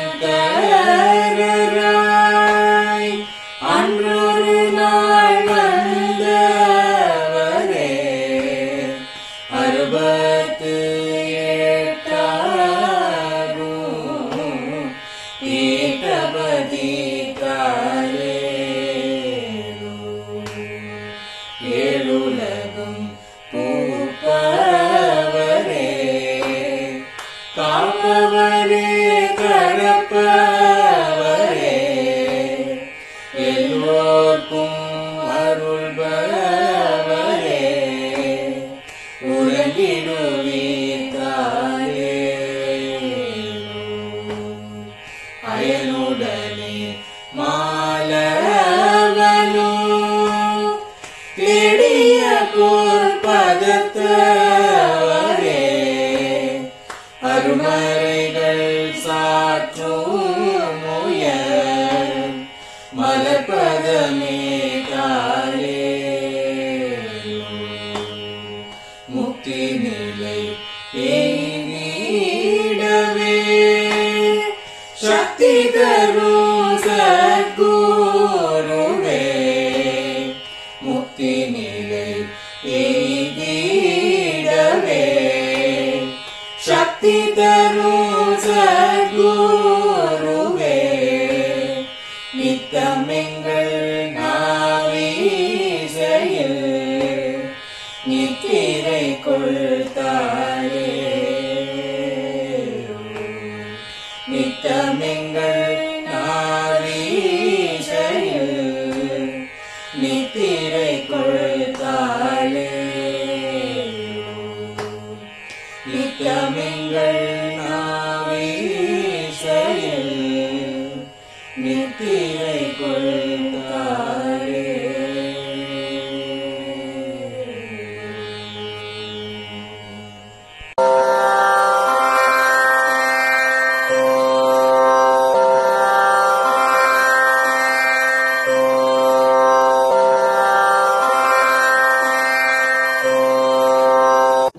பெரியவாசரணம். பெரியவா வானொலியின் மாலை நிகழ்ச்சிகள் இத்துடன் நிறைவடைகின்றன. எமது அடுத்த ஒளிபரப்பு நாளை காலை இந்திய நேரப்படி 6 மணிக்கு துவங்கும். பெரியவாசரணம்.